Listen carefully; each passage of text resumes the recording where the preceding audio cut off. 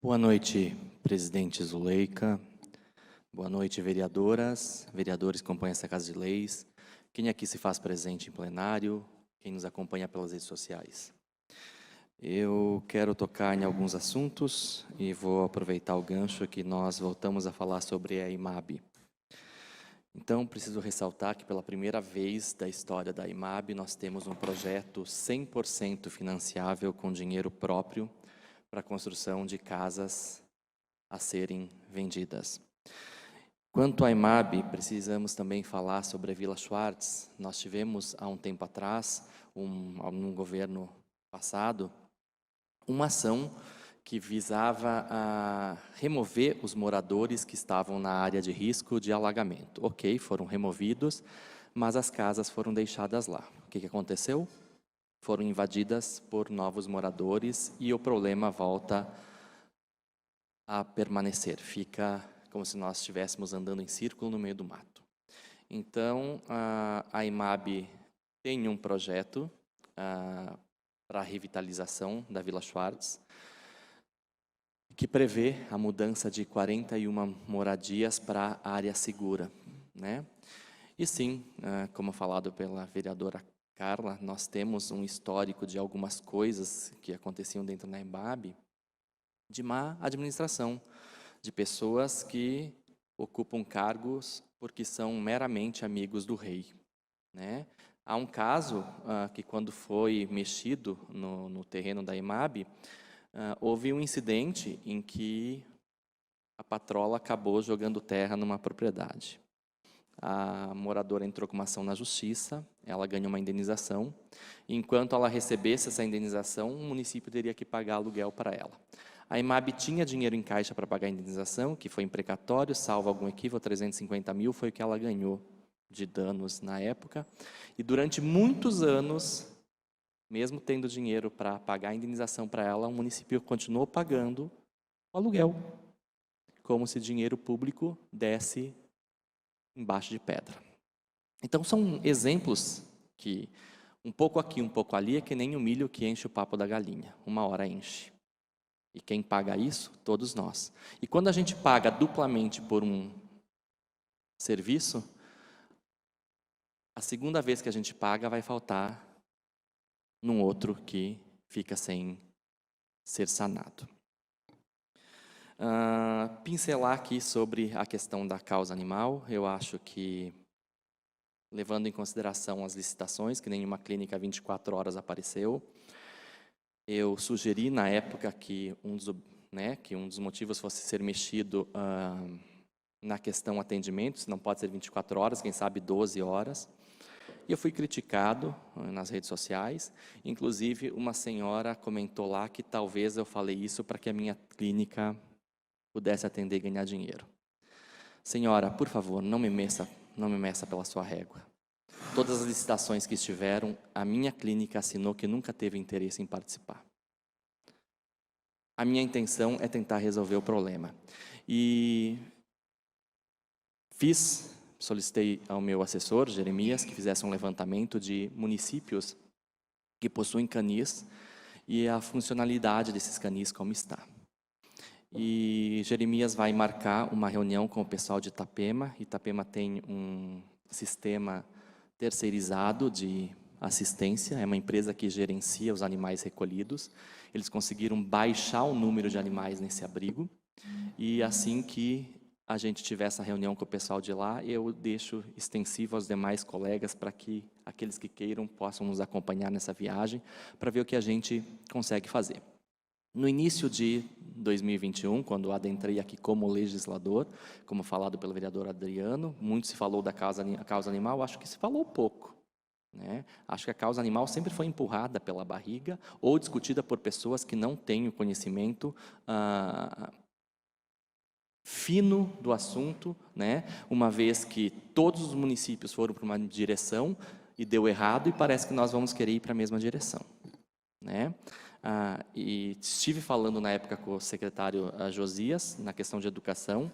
Há uma previsão de palestras e o assunto ser discutido em salas de aula, mas educar o povo se faz fundamental para que a gente também trate a causa animal, Tá? A jogar a responsabilidade daquele cachorro adulto, daquele gato adulto em cima da prefeitura, acho sim que nós temos que ter uma assistencialidade, mas nós precisamos olhar a educação do povo para que ele não continue permanecendo no erro. Uma vez, numa palestra que eu fiz numa escola, uma professora falou assim para mim, da maneira que você fala, dá a impressão que pobre não pode ter cachorro. Não é uma questão de classe. Eu me arrisco a dizer que a pessoa que ganha o salário de fábrica aqui em São Bento cuida melhor do cachorro que determinada classe um pouco superior. A questão é a percepção, a educação de saber o que eu posso e o que eu não posso. E, infelizmente, tem muitas pessoas que não sabem nem quantos filhos podem ter. E os têm. Esse tipo de pessoa não vai se preocupar se a cachorra ou a gata vai ter filhote. Exigir que essa pessoa participe de uma palestra sobre posse responsável, gente, na boa.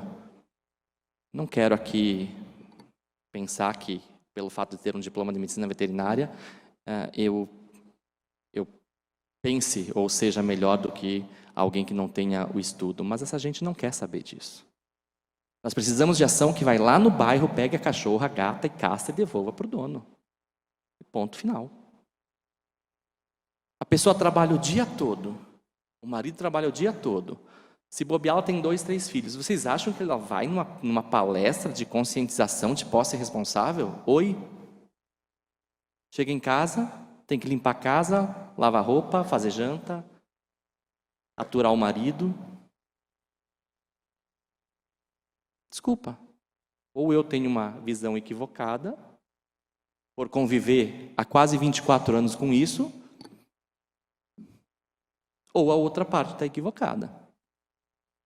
Achar que 300, 400 castrações por ano vai resolver o problema? Gente, nós precisamos no mínimo de 1.000 castrações por ano. 1.000. 2.000 partos a menos, 6 filhotes cada parto, jogando baixo, tá? Que não esperem, não achem vocês que uma cachorra vai ter 5, 6, que não vai. Vai ter muito mais. São uma renca de filhotes a menos no ano, 12.000. A ponto que, com o passar do tempo, nós vamos ter mais proprietários e menos animais para serem doados. E assim nós possamos escolher decentemente quem vai ficar com aqueles. Infelizmente, tem que ser assim. Não tem outra maneira. Tem gente que não pode ter cachorro e gato. E nós precisamos fazer com que essas pessoas não tenham cachorro e gato. Porque vai sobrar para o órgão público. E volto a repetir. Dinheiro gasto 2 vezes deixa de ser investido numa segunda necessidade. Tocado pela presidente desta casa, na palavra livre da última sessão, a reforma administrativa do nosso legislativo. Mais do que nunca, para ontem, nós precisamos ver sim a reforma administrativa desta casa. Há muito tempo nós não temos concurso, as vagas em abertas viram sim cabide de emprego, viram sim negociações para a politicagem. A real é essa, a verdade é essa. E muitos aqui sabem, para não dizer todos, que durante muito tempo, pegar como exemplo recursos humanos. Nós tínhamos uma funcionária que fazia tudo o que precisava ser feito no recursos humanos, e um diretor, amigo do rei, assinava os relatórios no final do mês, e quem ficava com o salário bom de diretor? Quem não fazia nada. Papagaio come milho, periquito leva fama. Nós precisamos sim rever os salários dos nossos servidores da Casa Legislativa, que quando comparado com qualquer Câmara de Vereadores de qualquer cidade vizinha, eles perdem e muito. E nós sabemos que tem cargos aqui dentro que são cargos de profissão, que existe piso. Nós estamos numa casa de lei e nós não estamos obedecendo as leis. E antes que falem qualquer coisa, na minha visão de reforma administrativa, salário de vereador não está incluso. Para que eu não vire capa da dos jornais e matérias amanhã falando que o vereador quer uma reforma administrativa para aumentar o salário. Não, não quero. Os vereadores não. Obrigado, presidente. Desejo a todos uma boa noite. Obrigado.